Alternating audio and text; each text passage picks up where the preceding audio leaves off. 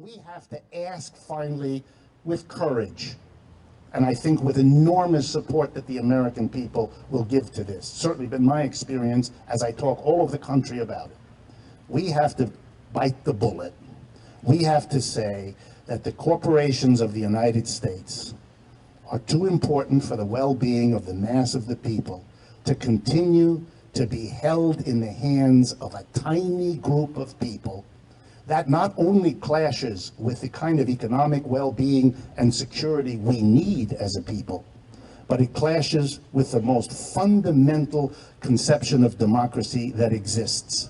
You know, as a nation, we're supposed to be advocates and enthusiasts for democracy. Democracy means that those who have to live with a decision must therefore participate in making it. We do not allow political decisions about our communities to be made by people who have no responsibility to us, who have to live with them. And yet, when you go to work every day, to your factory, to your office, to your store, you walk into a place in which the decisions, what to produce, how to produce, where to produce, and what to do with the fruits of your labor are made by somebody else who has no responsibility to you in reaching those decisions whatsoever. If democracy is valuable, how in the world did we come to be in a society which doesn't make them valuable and applicable in the place we spend most of our adult lives? 5 out of 7 days, 9 to 5, you're at work. That's where your lifetime as an adult is mostly spent. If democracy is a value, it would have to apply there. By what rule was it excluded at the front door? And let me drive home in conclusion where this leads. Imagine that the workers in the enterprises of America ran the businesses themselves. Here's how it might look. Monday to Thursday, you come to work like you always did, and you do your particular task, whatever that is. On Friday, you come to work like you always did, but you don't do your particular task. You sit around all day with all the other workers, and you debate and you discuss and you decide collectively, democratically, by vote, what to produce, how to produce, where to produce, and what to do with the profits. Here are some interesting things that might then happen. Let's see. Let's start with the following question. Should we close the factory and reopen in China? No. No, we're not going to do that, because that's us. That's our job, that's our community, that's our school system, we're not going to do that. Here's another thought.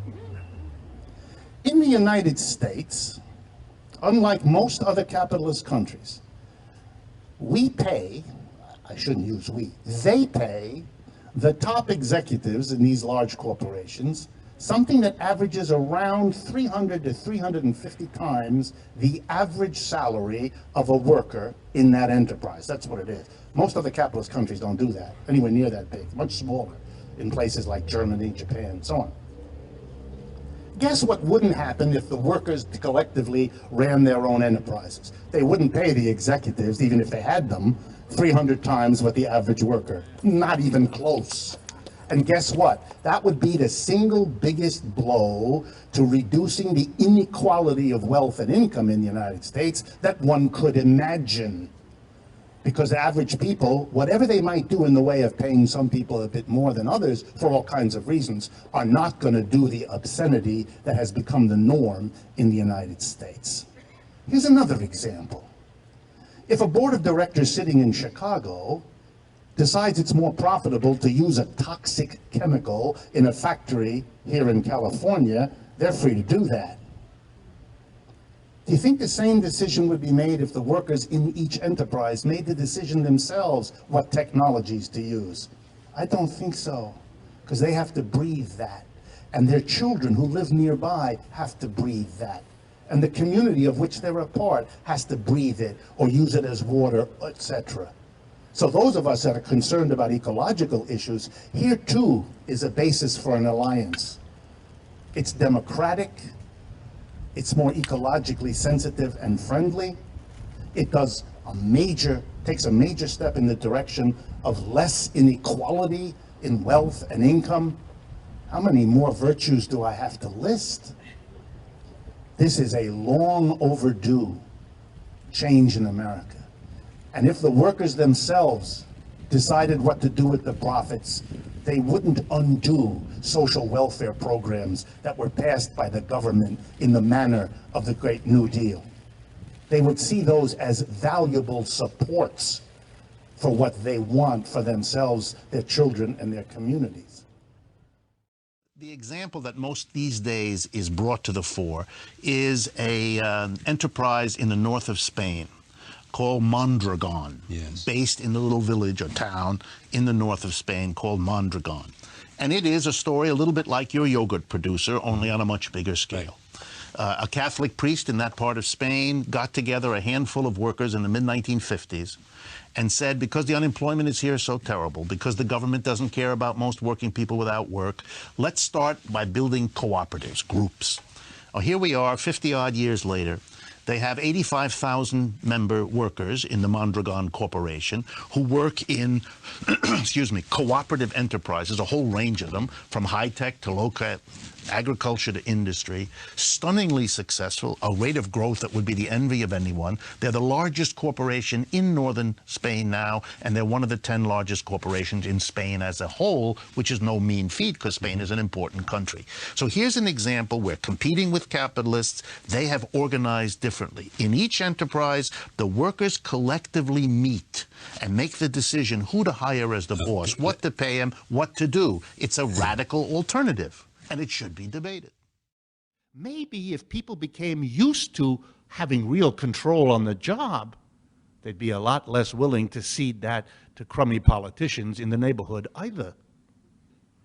Instead of bemoaning the fact that half of our people don't vote, maybe the problem is, again, an economic system that systematically trains you never to participate in or even to think about participating in the decisive decisions of your environment. The idea of democracy is if you have to live with the decisions, then you must be able to participate in making them. For workers to take over the enterprises is simply the final, long overdue step in democracy as a concept. First of all, we should bear in mind that we don't have a capitalist system. No capitalist system has ever survived. It would self-destruct in 5 minutes. So what we have is a kind of state capitalist system, with the state playing a substantial role in American history, a very substantial role in economic development, in production, and research and development, a lot of other bailouts, lots of other devices to keep the private sector viable. So it's a kind of a state capitalist system, like others, but they vary a little on how they do it. So is there an alternative to this? Of course. For example, the alternative that was taken for granted by 19th century workers before it was sort of beaten out of people's heads by massive propaganda. But you go back to the early Industrial Revolution, which was right around here, eastern Massachusetts. It was the period, probably the freest press ever in the United States. There were lots and lots of newspapers representing different ethnic groups, class, workers, all sorts of people. And there was a lot of participation, direct participation, very lively press, widely read, and so on. And if you look at the working class press, they were expressing the common view of working people, namely that those who work in the mills should own them and run them. Yeah, that's very natural. And as I say, we've come close to that a number of times, terrifying to private owners. You can't have meaningful political democracy without functioning economic democracy. And I think this is, at some level, understood by working people. It has to be brought to awareness and consciousness, but it's just below the surface. And in fact, things are happening. So some of the most interesting are around the in Ohio, around the Cleveland area, Cleveland Project, there's a dozen, maybe hundreds of not huge, but significant enterprises that are worker-owned, worker-managed. In some places there are, the biggest worker-owned collection of conglomerate is Mondragon in the Basque Country. That's worker-owned, but not worker-managed. And it's, industries, banks, schools, communities, very broad configuration. And there are various other elements of it here and there. A couple of quite good books have just come out about it. One by Gar Alperovitz, America Beyond Capitalism, which is about the worker-owned enterprises that are sprouting around the country. And this could go much beyond. And in fact, I think we can also go back to the days of that were beginning in the 1930s of takeover of industrial production. And there are cases of it. There are cases which have come pretty close to workers taking over, workers and communities taking over industry and producing things that can be needed. And that, if there was enough public support, that could have been done in the last few years. So, for example, when Obama took over the auto industry, it was basically nationalized. And there were a couple of paths that could have been followed. One path was the one that was followed. Reconstitute it, give it back to essentially the same, banks, management, and so on, a couple of different names. That was one way. Public paid for that. An alternative was to hand it over to communities and the workforce and have them turn to producing things that the country very badly needs, like, say, high-speed rail. Skilled workers in the Rust Belt have the capacity, with a little help, to do that, and the country badly needs it, and they need the jobs, and that rebuilds a popular movement which can be, again, on the forefront of change. These are possibilities, and across the board there's any number of things we can do. So I don't think there's any shortage of opportunities. There's a shortage of dedication to making use of those opportunities. Sit-down strikes, which began at a significant level in the 1930s, were very threatening to management and ownership, because a sit-down strike is one step before taking over the factory and having the workers taking over the factory and running it and kicking out the managers, and probably doing a better job. Democratic control of institutions, whether they're communities or workplaces or any others, alliances among them, federal arrangements. These are all perfectly feasible alternatives. There's no economic or political theory that tells us there's anything wrong with them. They conflict with the structure of existing power systems, and therefore the educational and cultural system tries to drive them out of your minds and make them seem insane or crazy or unthinkable. But there's nothing unthinkable about them, and you can move towards realizing them. In fact, even in the United States, where you get no major discussion of these things, there are probably thousands of self-managed enterprises, not huge ones, but lots of them, and they're growing. And they could, as I mentioned, they could reach the scale of, say, producing the green technology, high-speed rail, and so on, that the country badly needs. It's not a law of nature that we have to import solar technology from China, a poor developing country, or that we have to get high-speed rail facilities from Spain. Those aren't laws of nature. Those are political decisions, social, economic, and political decisions. They can be made differently. If they're made differently enough, we'll be moving towards a kind of an anarchist-type society. If systems revolve significantly about who controls capital, not entirely, there are cultural and other factors, but if the control of capital yields great power, and if you have a system design that doesn't deal with who gets to control the capital, you probably don't have a systemic design that will last. So that's the challenge. And if it isn't in the state, and if it's not in the corporations, and it's not in the landed lords, where else might capital be built up in a system that would be democratic, perhaps ecologically sustainable, perhaps concerned with community, and perhaps concerned with the well-being of a larger majority? Well, it turns out there are traditions that have asked that question. Moreover, there are experiments, and a lot of them. Moreover, in the United States, there's a lot going on which begins to suggest a different direction and maybe even a systemic design. So the first argument becomes, if you put it in the state, it concentrates power. But maybe there are other places that, in fact, people can put capital in ways that decentralize power. And maybe, and here's the second part of the argument, there may be pathways forced by the pain of the failing system that allow the transcending slow development of alternative places to build up capital in a democratic form that is decentralized and changes power relationships at the same time as it opens up new vistas and new visions. Maybe. So how do you even begin to get a handle on what that might look like, particularly in the United States? Well, one way is to begin looking around the country, and we do a lot of research on this at the University in Maryland and in the Democracy Collaborative, for alternative structures that democratize the ownership of wealth and that are expanding. That's a starting place. That's not an answer. That's a starting place.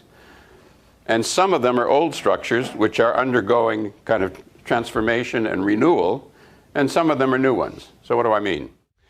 The most obvious one is the garden variety co-op. One person, one vote, ownership of wealth.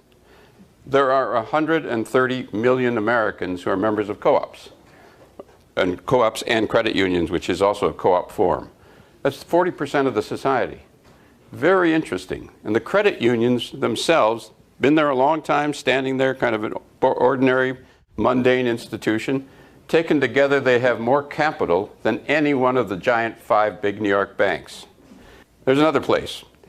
Most people don't know there are 11 million Americans who are members of worker-owned companies. That's about 3 million more than are members of unions in the private sector. The press, by the way, doesn't cover any of this. It's very important. They don't have the money, and they don't have the interest, they don't have the reporting staffs. So you have to really dig to find out these things that are pretty obvious if you look at them. There are 11 million people in worker-owned companies. Another illustration, suggestive, not definitive, suggestive of a different way to organize the ownership of wealth and capital institutionally. That might be another place to look for building up something more in the direction of a new system. That 25% of American electricity is generated by socialist institutions. I mean really socialist institutions, city-owned utilities and co-ops. And there they exist all around the country, and many of them are beginning to take on new forms. For instance, they're getting into internet development, they're doing green projects, they're becoming oriented to trying to transform different parts of the local economy. And that institution has power which is not yet tapped. And there it is, another form of ownership that is decentralized and gives you another ingredient to begin thinking about as possibly building up. Social enterprise, another form. Now, there are a whole lot of folks involved in social enterprise. There is one called Credo. Credo came out of working assets. It's a company set up and makes a lot of money. It's set up to make money and use it for social and political purposes. And there are several thousand of those around the country that you don't find written about. But again, changing ownership for a political and social purpose. That's another example. The neighborhood corporations are out there as well. There are about 5,000 of them in the country. Some boring, some interesting, and some getting very interesting indeed. The developing large-scale ownership. There's one in New Jersey that has 1,400 employees, very large owner, and owns land and stores, and so by a neighborhood structure. So land ownership is another piece of the puzzle. Land is the critical one in city development. These are, if you like, pebbles and ingredients for something that might be taken and built using these pebbles and ingredients of actual real experience that suggests decentralized ways to own capital. And they are all growing. That's the interesting part of this. And they're growing largely because of pain and difficulty and no answer out of the political and economic system. Everywhere I've gone, you find people trying to build new co-ops, getting very sophisticated about co-op development, land trust development, agriculture. A lot of it's green. And they're beginning to take into their own hands the redesign of this kind of effort. Well, in Ohio today, you'll find more worker-owned companies per capita probably than any other state. Because there aren't any other answers and no jobs, a lot of the country looks like Ohio has looked for the last 30 years. The Rust Belt states went first. Out of that pain, there's also been innovation and sophistication and further development, not just numbers. So in Cleveland today, you will find a complex of large-scale worker-owned companies linked together by a revolving fund and linked together also by a nonprofit corporation so that they make money to help rebuild the community, as well as with the revolving fund, keep starting new worker-owned companies. So what I mean, they're really significant companies. They just opened about 2.5 months ago the largest urban greenhouse in the United States. They have a very large-scale greenhouse, industrial-scale greenhouse, to serve laundry to the hospitals in the area. And also there's a solar installation company online to put in just about double the amount of solar that exists in Ohio. And the idea is to keep building a complex that builds the community. And they're not freestanding worker-owned companies. They're linked together to build the community. They can't run off. And that's the idea. So notice you've got an increase in scale and innovation, and now it's a community building structure. Some of you know about Mondragon in the Basque country of Spain. This is built in part on Mondragon, but the community structure is even more innovative. So the thing to look at there is over 30 years, not only growth in numbers, but growth in sophistication.